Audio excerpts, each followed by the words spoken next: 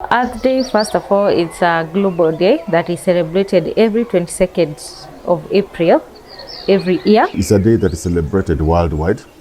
It started in 1970 in the United States of America. I'm Professor Elijah Biama. I'm Jean Joroge. I'm Rotarian Judy Washira.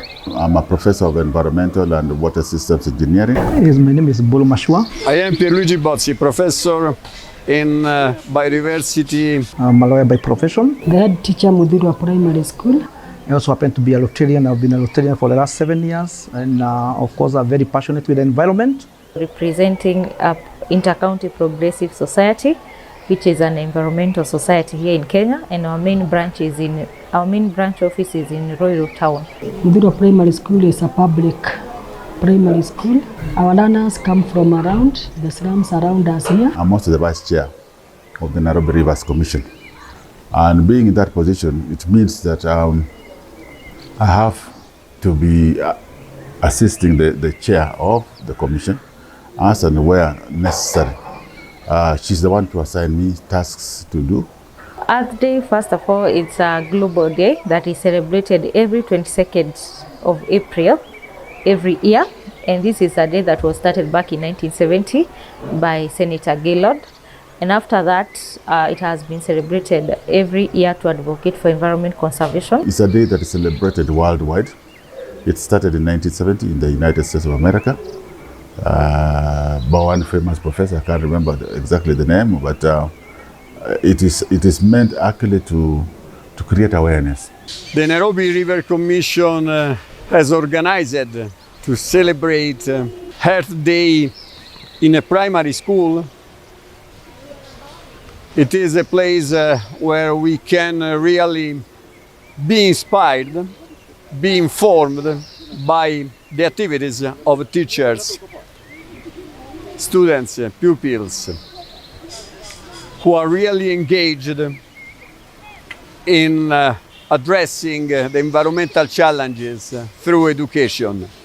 In regards with the Earth Day theme 2023, which is Invest in Our Planet, we are coordinating with several groups of around 20 committee members globally today, 22nd April 2023, to mark now the Earth Day for Trees here in Mudhirwa Primary School, where we have done urban farming demonstration, plastic waste management demonstrations, and also mark the date by tree planting.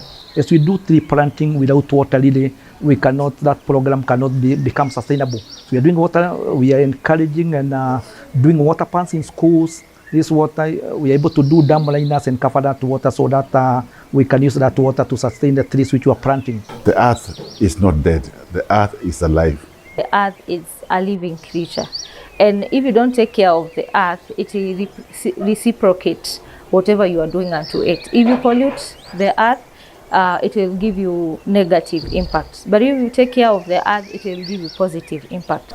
And so we have to do everything possible within our means to protect it and ensure that it is not polluted, it is not affected in any way possible. Today, when it's hot, it becomes extremely hot. When it's cold, it becomes extremely cold. When it rains cats and dogs, you don't have to be a rocket scientist to know that this is an impact of global climatic change. Unfortunately, this is happening globally.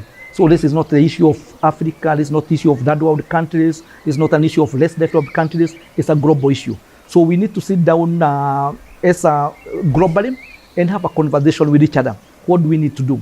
This is not an issue to be left to some people. We need to come together, just the way Bible is saying that we need to come together and agree how we want to make this world, become better. The Nairobi environmental issues and the challenges of rivers and watersheds are really great opportunities to increase environmental awareness and work on not only ecological but also social, cultural and economic, institutional challenges in the city. The largest number of the participants who were here were youth, and more so school children. And these are the people that we've been targeting. We believe very strongly at the Commission, the best ambassadors of any message you want to pass on to families are the children in schools.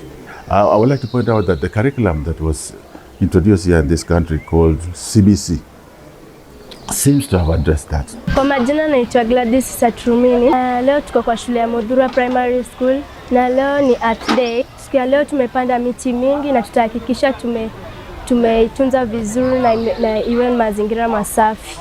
We want to see Modhura be a model school. And by a model school, we want to see all those matters environmental are done here. From tree seedling nurseries being established to even the urban agriculture that IPS and Rotary clubs are promoting are done here in terms of the hydroponics, in terms of the vertical vegetable gardening are also done here. And in terms of even rainwater harvesting rainwater and storing it are done here.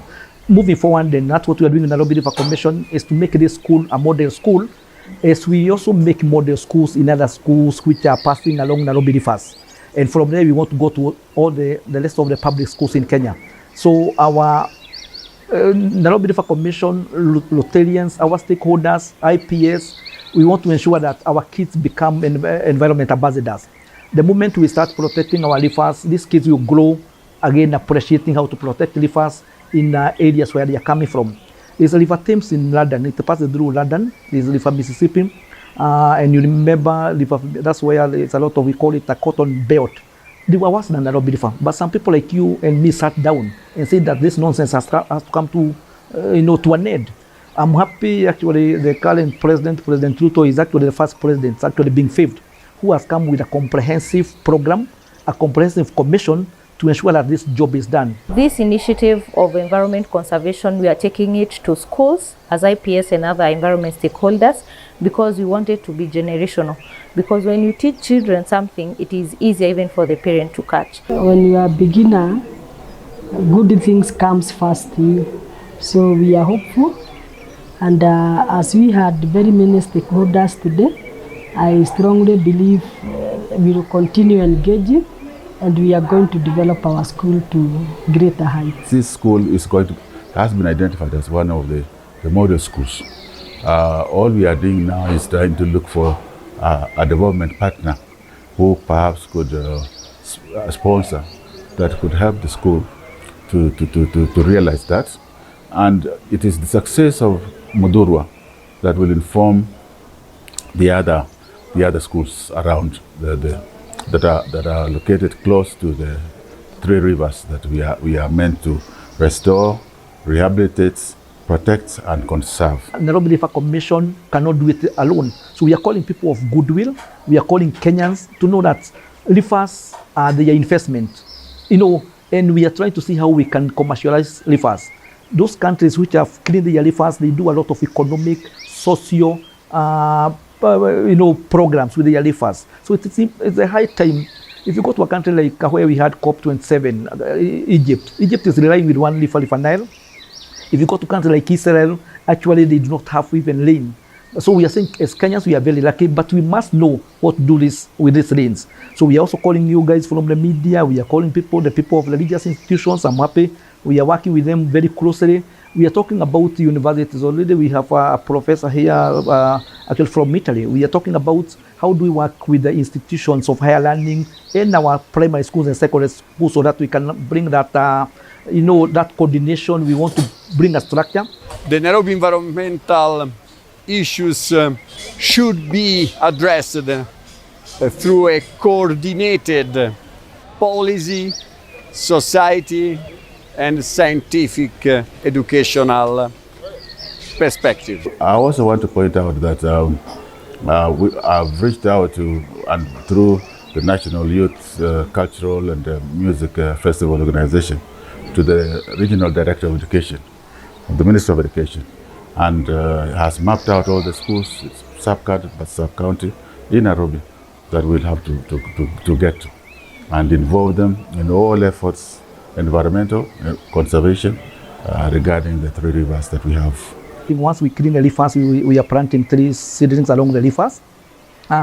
Number two, when you go to this Nairobi River or Nairobi rivers, you find there a lot of waste. You get biodegradable, you get plastic, you get papers. So for biodegradable, you're able to make organic manure, or what we call composite manure. For papers, there's a lot of stuff which you can make once it's recycled. And as you may have seen today, we have young people who are doing plastic recycling. It is our responsibility to take care of the earth, because we all know it is from the earth that we are supported. We get food from the earth, green environment and all that. We want to ensure that this becomes our habit. We are not just saying that we just want to do this day. We want it to be done almost on a daily basis. That's why we are working with these kids. And whichever school we go, we are creating what we call environment champions. These are the kids who are continuing with the programs even when we're not there. Because again, as Rotarians, majority of us, we are professionals, we are in different spaces. And I would say, I'm urging everybody in this country that we need to take care of environment. Wangari Maathai used to tell us that nature, once you destroy nature, at times it reacts in a very harsh way. Today, we are talking about global climatic change. We are talking about flooding. As we sit here, a third of Pakistan is underwater. 4 states in America, Florida, California, Virginia, South Carolina, they are underwater, having killed thousands of people, destroyed properties, worth billions. And of course, if you go to Mount Kenya, the glacier is melting. The impact of that glacier melting is that the water level rises. There's a small island next to Australia which had to be submerged. Actually, it went, and we are fearing your generation, you may not enjoy seeing Mombasa, because if we continue with this kind of destruction, it is feared in the next couple of years, Mombasa, Zanzibar are going to disappear from the face of the world.